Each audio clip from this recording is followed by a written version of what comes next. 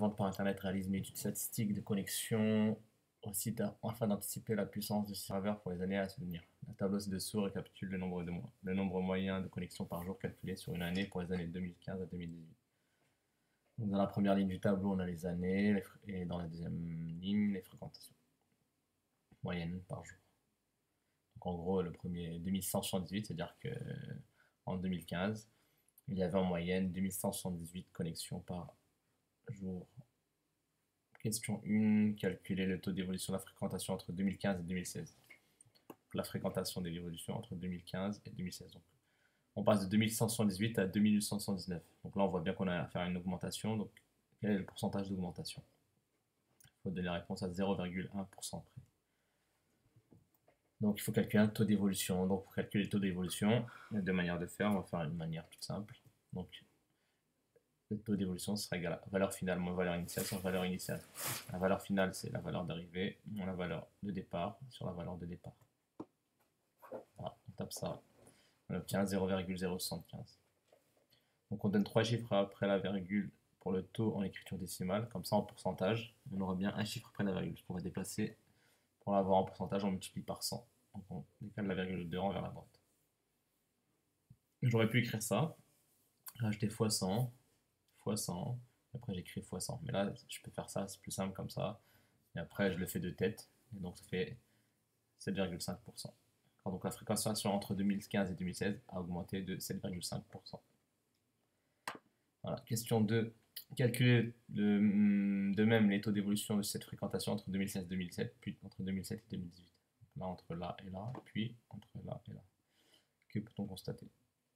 Donc avant même de faire les calculs, on peut avoir une idée de ce que ça peut faire. Mais bon. On va le faire quand même avant de répondre à cette question-là. Donc, question 2. Entre 2016 et 2017. Donc on passe de 2879 à 3095. Donc valeur finale moins valeur initiale sur valeur initiale. Et donc la calculatrice fait environ 0,075, donc soit 7,5% entre 2007 et 2018. Donc on passe de 3095 à 3327. Donc valeur finale moins valeur initiale sur valeur initiale. Et donc on obtient 0,075, soit 7,5%. Que peut-on constater? On constate que chaque année, la fréquentation augmente de la même manière. On augmente chaque année de 7,5%. Question 3. Calculer de deux manières différentes le taux d'évolution entre arrondi à 0,1% près de la fréquentation entre 2015 et 2018. Donc nous, ce qu'on veut entre 2015 et 2018. On passe de là à là. Donc, manière numéro 1. Donc on fait comme d'habitude, là, ce qu'on a fait dans la question d'avant. Le taux c'est égal à valeur finale moins valeur initiale sur valeur initiale. Donc valeur d'arrivée c'est 3327 et valeur initiale c'est 2118. Voilà, valeur finale moins valeur initiale sur valeur initiale. Ça fait 0,242. Donc ça fait une augmentation de 24,2%. C'est la première manière. Deuxième manière, on détermine d'abord le coefficient multiplicateur. Par combien il faut multiplier 2178 pour obtenir 3327? Donc quand on a une valeur d'arrivée, une valeur de départ, c'est très simple, on fait valeur finale sur valeur initiale pour trouver le coefficient multiplicateur. Donc on fait 3327 sur 2178. Ça fait environ 1,24. C'est-à-dire qu'il faut multiplier 2178 fois 1,24 environ. Ça fait 3327. Donc une fois qu'on a le coefficient multiplicateur, vous devez savoir que le coefficient multiplicateur c'est égal à 1 plus le taux d'évolution. Nous ce qu'on cherche c'est le taux d'évolution. Donc ça veut dire que si on isole t, t c'est égal à c, et on enlève le 1 du membre de droite, ça fait c-1. Ça fait d'où t égale à c-1. Donc si on a... Ah oui, là c'était en fait, il fallait donner 3 chiffres après la virgule, donc j'ai oublié de mettre ici. Je l'ai rectifié par la suite. Donc c'est 1,242. Donc t c'est égal à c-1. Donc là il faut faire t égale à 1,242 moins 1. Ça c'est c. Ça fait 0,242. Et donc ça fait soit 24,2%. Voilà, on obtient la même réponse. Question 4. On suppose que la fréquentation de ce site a augmenté de 7,5% entre 2014 et 2015. Donc 2014, c'est l'année qui précède 2015. Et ça a aussi augmenté de 7,5%. Donc ça, c'était la valeur en 2014. Et là, en 2015, c'est 2178. Et ça a augmenté de 7,5%. Déterminer la fréquentation de ce site arrondi à l'unité en 2014.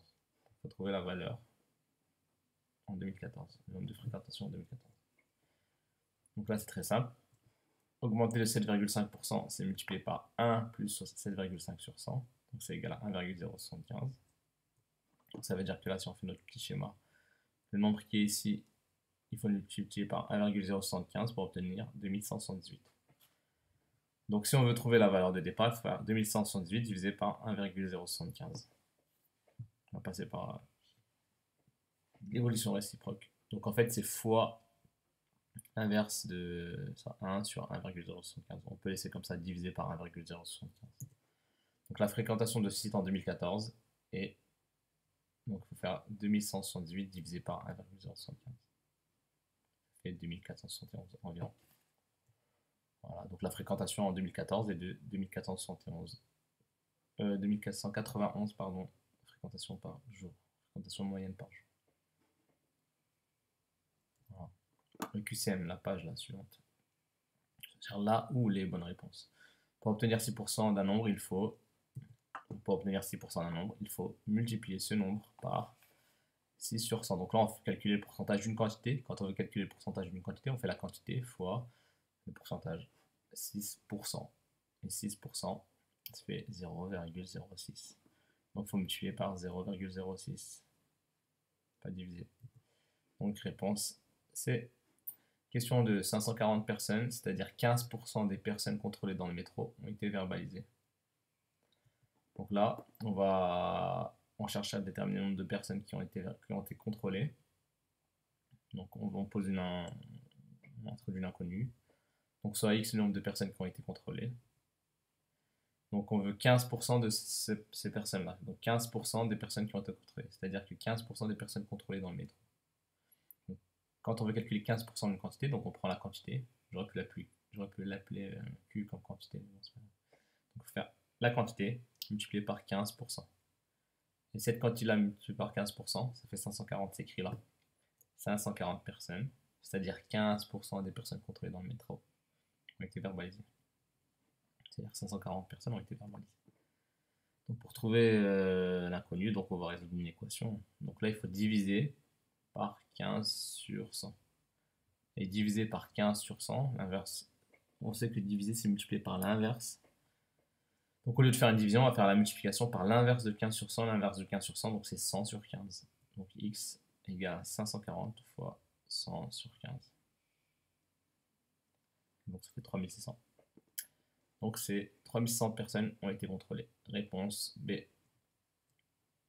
Mais il faut faire attention. Alors si 3600 personnes ont été contrôlées, et parmi ceux-ci, 540 ont été verbalisées, on en déduit que 3060 personnes n'ont pas été verbalisées. Donc en tout, il y a 3100 personnes qui ont été contrôlées et 540 qui ont été verbalisées. Verbalisées, c'est-à-dire qui ont pris une amende. Donc 3600 moins 540, c'est-à-dire qu'il y en a 3060 qui étaient en règle et qui n'ont pas pris d'amende. Donc ça fait 3060 personnes qui n'ont pas été verbalisées. Donc en fait, il y a réponse B et réponse C, parce qu'il y a plusieurs réponses possibles. Dans un sachet, 25% des bonbons sont verts et 40% de ceux-ci sont à la pomme. D'accord? Donc ici, quand vous lisez bien, c'est un pourcentage d'un pourcentage. Donc 25% des bonbons sont verts dans ce sachet, mais parmi ceux qui sont verts, 40% sont à la pomme. Le pourcentage de bonbons verts à la pomme dans ce sachet est, donc on fait une proportion d'une proportion. Donc on multiplie les pourcentages. Le pourcentage de bonbons verts à la pomme dans ce sachet est donc 25% fois 40%. 25% ça fait 0,25 fois 40% ça fait 0,40. 0,25 fois 0,40 ça fait 0,1. Il y a un pourcentage, donc ça fait soit 10%. Réponse A. Question 4. Déterminer le taux d'évolution et le coefficient multiplicateur. En fait, il faut dire si c'est vrai et faux en justifiant. Le pourcentage d'évolution d'une quantité qui augmente de 60 à 80 est 20%. Donc là, on a une valeur initiale et là, on a une valeur finale. Donc on fait le taux, on calcule le pourcentage d'évolution, en fait c'est le taux d'évolution, c'est la même chose. C'est valeur finale moins valeur initiale sur valeur initiale. La valeur finale c'est 80, valeur initiale c'est 60. Donc 80 moins 60 sur 60, ça fait 0,33. Non, le pourcentage ça fait soit 33%. Donc réponse faux. Il ne faut pas faire 80 moins 60. Réponse fausse plutôt. Affirmation fausse. Question 5. Le taux d'évolution d'une quantité qui diminue de 1,8 à 1,2. Donc là, ils ont dit pourcentage d'évolution, taux d'évolution, c'est la même chose. Donc c'est la même chose, pour le 5, on fait valeur finale moins valeur initiale sur valeur initiale. La valeur finale, c'est 1,2, parce qu'on passe de 1,8 à 1,2. Donc 1,2 moins 1,8, valeur initiale sur 1,8. C'est moins 0,33. Et donc là, la réponse, elle est donnée en écriture décimale. Donc non, c'est pas moins 0,33, c'est moins 0,6. C'est pas moins 0,6, c'est moins 0,33. Donc affirmation fausse. Question 6. Multiplier une quantité par 1,2 signifie augmenter cette quantité de 2%.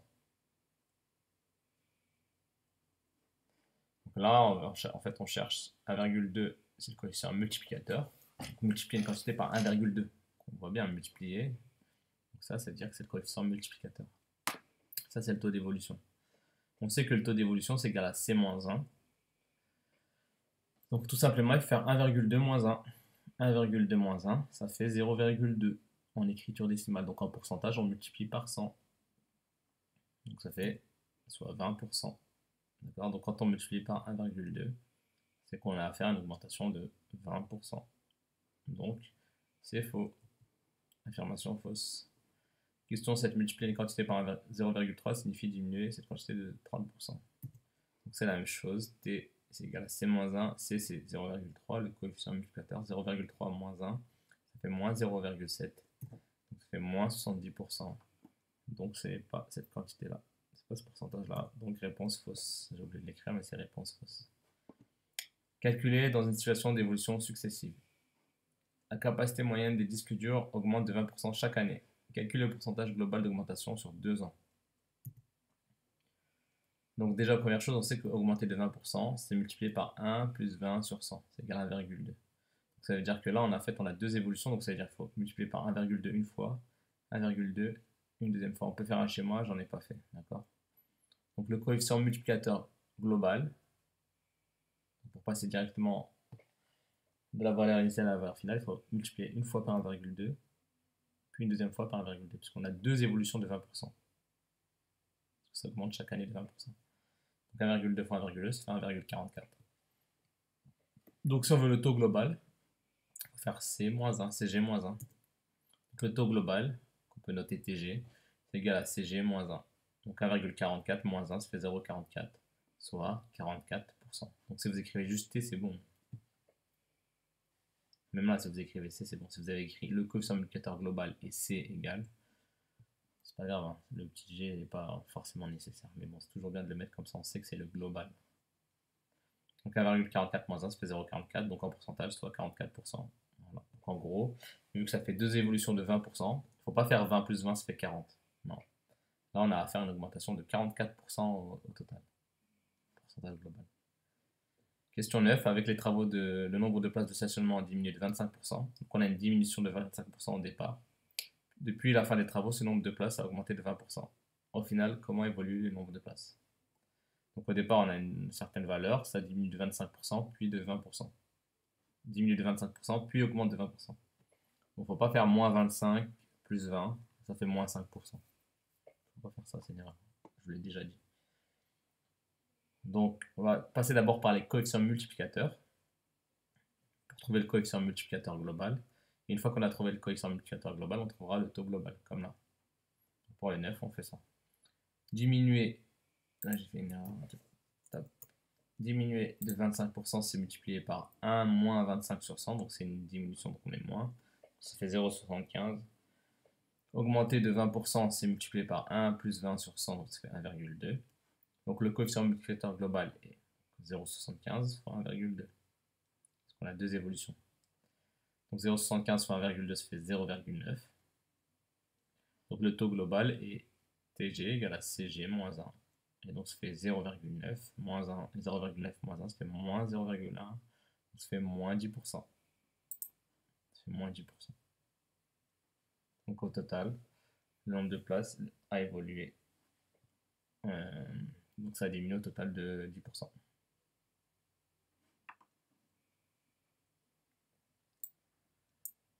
Voilà. La 10, calculer un taux d'évolution réciproque. Un homme a fait des excès pendant 5 ans, sa masse corporelle a augmenté de 28%. Cet homme souhaite faire un régime pour que sa masse corporelle revienne à celle qu'il y avait 5 ans auparavant. Calculer le pourcentage de diminution de sa masse qui correspond à cet objectif. Donc là, il ne faut pas faire attention aux 5 ans.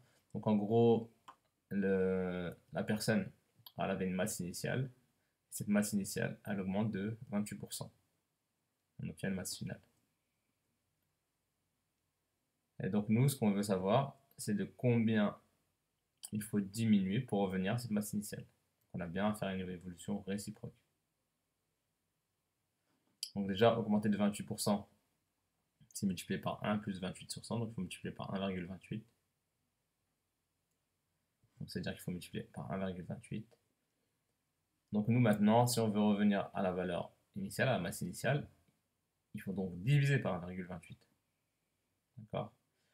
Mais nous, ce qu'on cherche, c'est le coefficient multiplicateur réciproque. Donc nous, on veut le coefficient multiplicateur. D'accord? Pas diviser, on veut multiplier. Donc, or, on sait que diviser, c'est multiplier par l'inverse. Donc, il faut l'inverse de 1,28. Donc, il faut inverser le numérateur et le dénominateur. Ici, le dénominateur, c'est 1. Donc, le coefficient multiplicateur réciproque est C'. Généralement, pour le coefficient multiplicateur, on note C'. Donc, c'est 1 sur 1,28. Et donc, c'est égal à 0,78125. Quand j'ai mis tous les chiffres après. Donc, maintenant, nous, ce qu'on cherche, c'est avoir le taux réciproque. Donc, le pourcentage réciproque, le taux d'évolution réciproque. Donc le taux réciproque, c'est T' égale à C' moins 1. C'est toujours T égale à C moins 1. Vu que là c'est C', donc on va chercher T', le taux d'évolution réciproque. Donc c'est 0, j'ai arrondi 1. Donc là c'était 0,18125.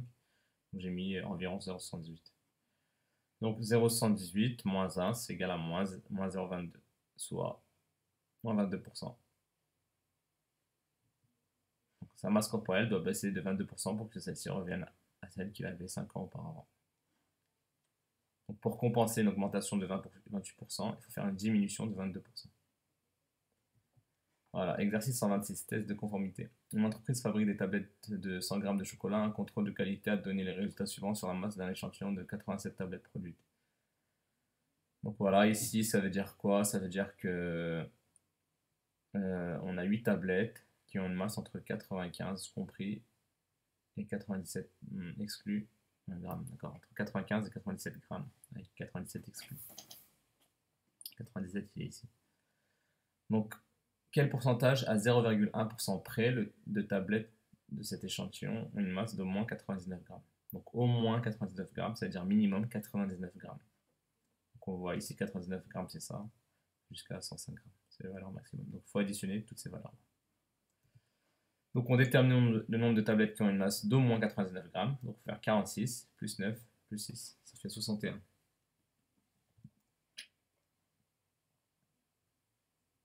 Et donc, pour avoir le pourcentage, en gros, c'est la proportion, on va déterminer la proportion et ensuite le pourcentage. Donc, pour avoir le pourcentage de tablettes qui ont une masse d'au moins 99 grammes, donc on fait nombre de tablettes qui font au moins 99 grammes sur l'effectif total, sur le nombre total de tablettes. Et il y a combien de tablettes? Il y en a 87. Quand on additionne toutes ces valeurs-là, ça fait 87. Donc, il suffit de faire, on a donc P égale à 61 sur 87, ça fait 0,701. Donc, je donne 3 chiffres ici pour avoir un chiffre pour la virgule en pourcentage. Donc, soit 70,1%. Vous pouvez faire une phrase de réponse. Question B. Donc, oui, donc le pourcentage de tablettes de cet échantillon qui ont une masse d'au moins 99 grammes est de 70,1%. Question B. Quel pourcentage à 0,1% près de tablettes de cet échantillon ont une masse d'au plus 103 grammes? Donc, au plus 103 grammes, c'est-à-dire minimum 103 grammes. Donc le minimum, donc là, c'est bien inférieur à 103, c'est bien inférieur à 103, c'est bien inférieur à 103, et c'est bien inférieur à 103. Ici, ils ont fait une petite erreur, ils auraient dû mettre 102, parce que au plus 103 grammes, c'est-à-dire que maximum, ça doit faire 103 grammes, et 103, il est là. Mais 103, dans cet intervalle-là, il y a 103, il y a 104, Donc, c'est pas grave. On va considérer, on a compris en gros le contexte de l'exercice, on va additionner là. Au plus 103 grammes. Donc en gros, on va prendre les valeurs qui sont strictement inférieures à 103. Donc on détermine le nombre de tablettes qui ont une masse d'au plus 103 grammes, donc 8 plus 18 plus 46 plus 9, donc on additionne toutes ces valeurs-là, égale 81. Et donc c'est cet effectif-là divisé par l'effectif total. Donc l'effectif des tablettes qui ont une masse d'au plus 103 grammes. On a donc P égale à 81 sur 87, donc ça fait 0,931, donc soit 93,1%. Voilà, on fait une phrase réponse. Question 2. La chaîne de fabrication est considérée en bon état lorsqu'au moins 95% des tablettes produites ont une masse égale à plus ou moins 3% de la masse théorique de production. Le fonctionnement de la chaîne est-il correct? En gros, les tablettes de chocolat, elles doivent faire 100 grammes. Mais en fait, la chaîne de production, l'usine qui les produit, c'est des machines, hein, donc on ne va pas avoir 100 grammes pile. On peut avoir 97, 95, on peut avoir 99, on peut avoir 105 grammes. Encore, c'est pas précis. Donc l'effectif le plus grand, vous avez vu, c'est 46, donc on est très proche de 100 grammes. Et donc on veut savoir si cette chaîne elle fonctionne correctement. Pour qu'elle fonctionne correctement, il faut que 95% des tablettes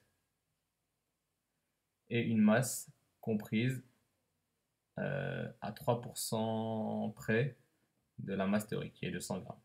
Donc là c'est très facile parce que là c'est 100 grammes. Donc 3% de 100 grammes, 3% de 100, 3% de 100 c'est 3.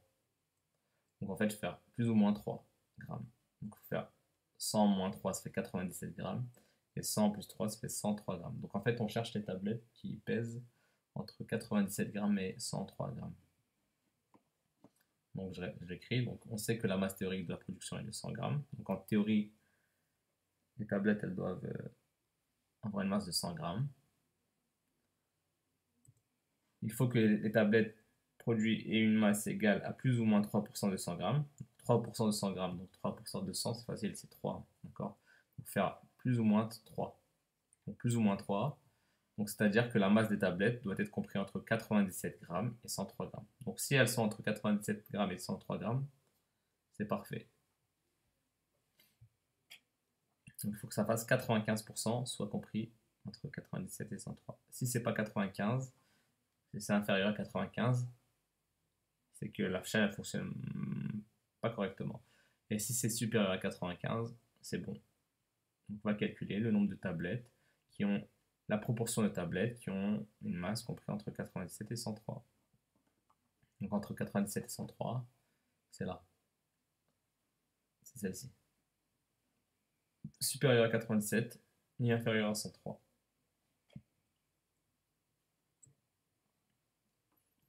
Donc, or, le nombre de tablettes qui ont une masse comprise entre 97 et 103 grammes est 18 plus 46 plus 9, c'est 73. Il y a 73 tablettes qui ont une masse comprise entre 97 et 103. 73 sur combien? 73 sur 87. Donc, d'où la proportion de tablettes qui ont une masse comprise entre 87 grammes et 103 grammes. Et 73 sur 87, ça fait 0,84. D'accord? Donc, c'est 0,84, c'est la proportion. Donc, en pourcentage, ça fait 84%. Donc 84% des tablettes ont une masse comprise entre 97 et 103 grammes. Et pour que la chaîne soit considérée comme correcte, il aurait fallu avoir un pourcentage supérieur ou égal à 95%. Et là, on a inférieur à 95%. Comme 84 est strictement inférieur à 95, on peut donc conclure que le fonctionnement de la chaîne n'est pas correct. D'accord, la chaîne de production. Voilà, fin des exercices.